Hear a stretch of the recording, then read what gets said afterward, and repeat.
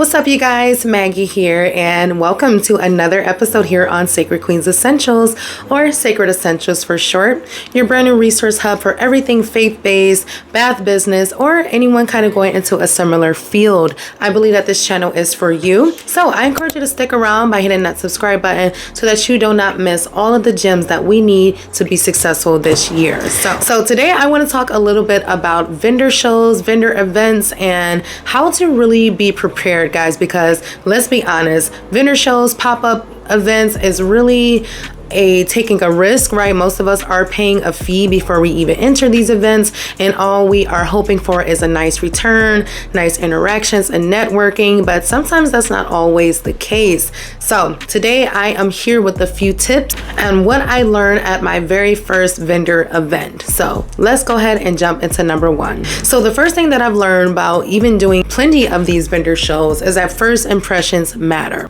First impressions matter even when you're walking through the door to even when you are setting up your table, right? People are watching you, right? Especially if there's other people there already. People are watching you. They're watching your attitude. They're watching how you set up. They're watching your hygiene, right? And if you're kind of sanitizing, if you're making things look professional, really how you carry yourself, what it is that you are wearing, guys, you just never know. You are full of a room, especially with other vendors and other tables as well. So you definitely want to make a first impression. Don't be coming up in there blasting music or arguing with your baby daddy in your ear or yelling at the people who are helping you set up your table. You know, like, these are some of the things that I've noticed and that I've kind of had to okay. People are watching, right? We have to make sure we're on point. And even first impressions with your business, right? Do you even have a tablecloth, child? Or do you have a sign up sheet? Things looking aesthetically pleasing and inviting, right? So we want to make sure that our table itself is making a good first impression, especially to these new customers you are trying to attract. The second thing I learned after doing my first vendor event is bringing more inventory than needed. I can't tell you how many times I've had to reach back into my little bin of products to refresh what it is that the person is selling, right? So sometimes we'll say, oh, well, I just kind of want to sell out these 25 products, right? Or these 50 products. Now, what if you sell out of those 50 products, right? And you still have a line, you still have customers who are interested in your product. Now you're kind of like, ooh, I'll catch you next time. Like, don't sell your product short. Don't think that people will not like your product. For one, you want to have that confidence, right? You want to go in with that mindset of, yep, I'm going to sell out. Yeah, they're going to love this one right here.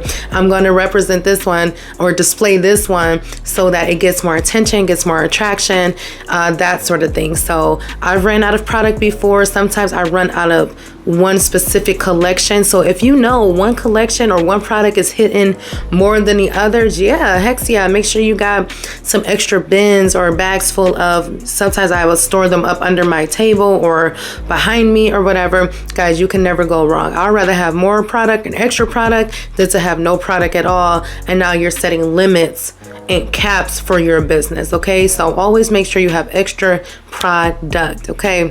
All right, the third thing that I have learned, guys, is to have a payment system ready, because a lot of people do not carry cash nowadays. I remember learning that my very first event. Yeah, I'm thinking I'm just gonna get some cash, because a lot of times people only do have cash on them, right? So I make sure that I have change available and ready. And I remember I wasn't set up or prepared to accept kind of Cash App payments, PayPal, Venmo, meaning like I didn't have like a little frame or a little paper or something that says, you know, accepts cash, or what is it, the QR codes and stuff like that. Like, now I have all of that. But yeah, my first couple shows, I'm like, you know what, I'm about to get some cash money, you know what I'm saying? And you'll be surprised at how many people. And sometimes I've also learned too that you need multiple payment streams, because a lot of times I was doing cash and Cash App, right? I have so many customers like, dang, you don't have Venmo? Like, dang, you don't have Zelle? And I'll just be like, dang it, nope, I sure don't. And I don't have time to download it and try to accept it, right? And cater to multiple tables and products and customers. So I've learned that a few times. Like, girl, get them all. I have PayPal, I got Venmo, I have Zelle, I have Cash App, I have Chime, I have my bank account, and I accept cash, right? So make sure you have those payment systems ready, because you just simply don't want to miss out on the sale, right? The fourth thing I learned while doing these vendor events is to always engage and educate your customers. And when I say engage, I mean inviting people to your table. What I've noticed that a lot of pop-up shops too, what a lot of people do is they'll set up their chair and they'll kind of sit behind their table, and they'll just kind of let all these people walk by their brand. They're not really drawing them in. They're hoping that somebody stops by or hoping that somebody speaks with them. What I've learned is no, stand up. I stand up. I am standing by my table. I'm standing in front of my table.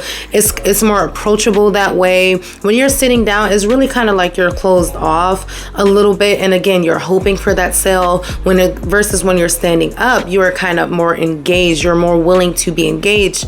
You're more willing to attract and to pull people in. You can actually walk around, and I'd be like, hey, if you're done, once you're done with over at this table, I would love for you to come and just come smell some of my products, right? And just come see what I have over here. And a lot of times they come back because I had enough confidence to approach them and say, hey, I have a really special table over here. I think I might have something for anybody in your family, right? And also educating people on your products. So again, people are waiting, they're hoping you read in their little signs, you kind of see what they have, and they're not really educating people a lot. And then it's always, soon as I tell them to, that is Bible based and that my collections are inspired by women of the Bible, oh, that gets so many women, and I get so many smiles and I get so many compliments. Setting your products apart from everyone else is important too.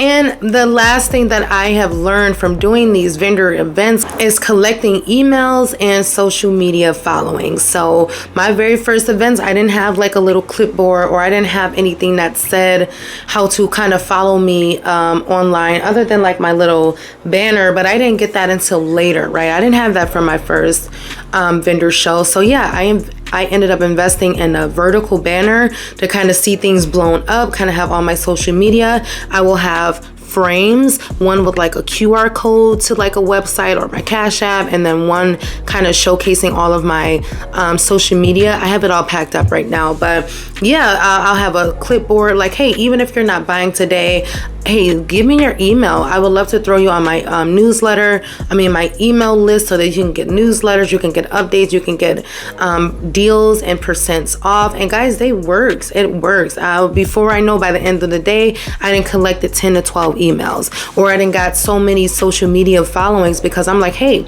let's stay connected. Let's stay engaged even from this event here, right? You have supported me, and I want to figure out how I can support you in the future as well. Sometimes it's not always about making a sell. Sometimes it's all about making a connection, right? Or getting someone else interested, right? And really who you know, right? Getting to know somebody else. That is important, to be engaged and to get as many retention as possible, even if they're not making a sell.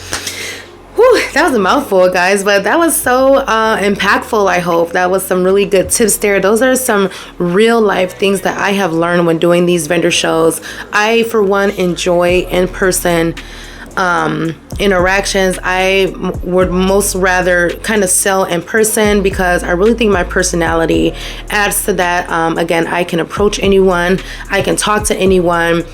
You know, I'm not scared to approach. I'm not scared to sell. I'm not scared to repeat myself. You know what I'm saying? So that sort of thing really helps me to drive it home, if that makes sense, with my products and these sales. Okay, so yeah, getting a little more confidence.